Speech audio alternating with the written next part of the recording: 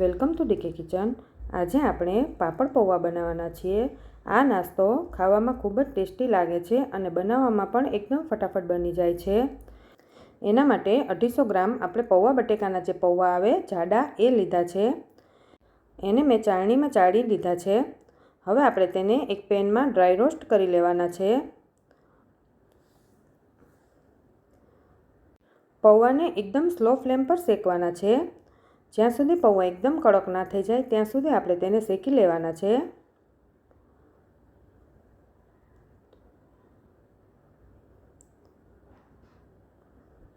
હાથમાં લઈને પૌવાને તોડો એટલે ફટાફટ તૂટી જાય ત્યાં સુધી આપણે તેને શેકી લીધા છે। હવે આપણે પૌવાને ઠંડા થવા માટે સાઈડમાં મૂકી દઈએ। હવે એક પેનમાં થોડું તેલ મૂકીને આપણે અડદના પાપડને તળી લેવાના છે। 3 અડદના પાપડને આપણે તળી લેવાના છે। પાપડ મોટા છે એટલે મેં હાફ કટ કરીને તળ્યા છે। પાપડ તમે વધારે ઓછા નાખી શકો છો।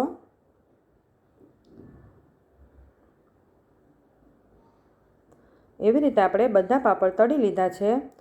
હવે એ જ પેનમાં 2 ચમચી જેટલું તેલ રાખીને આપણે તેમાં હાફ ટીસ્પૂન જેટલી હળદર નાખી દેવાની। 1 ચમચી લાલ મરચું નાખી દેવાનું। મરચું બળી ન જાય તેનું ખાસ ધ્યાન રાખવાનું। પછી આપણે શેકેલા પૌવા તેમાં એડ કરી દેવાના। હવે તેને સારી રીતે આપણે મિક્સ કરી લેવાનો છે।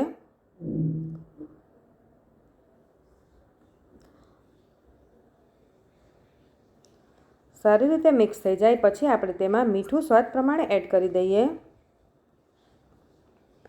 આમાં તમે 2 ચમચી દળેલી ખાંડ પણ એડ કરી શકો છો। મેં એડ નથી કરી।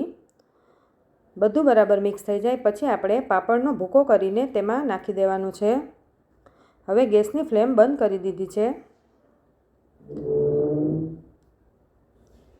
હવે તેને સારી રીતે આપણે મિક્સ કરી દઈએ। પાપડ પૌવા બનાવવામાં ખૂબ જ સહેલા છે અને ખાવામાં પણ ખૂબ જ ટેસ્ટી લાગે છે। તો પાપડ પૌવા આપણા તૈયાર થઈ ગયા છે તો આપણે તેને પ્લેટમાં લઈ લઈએ।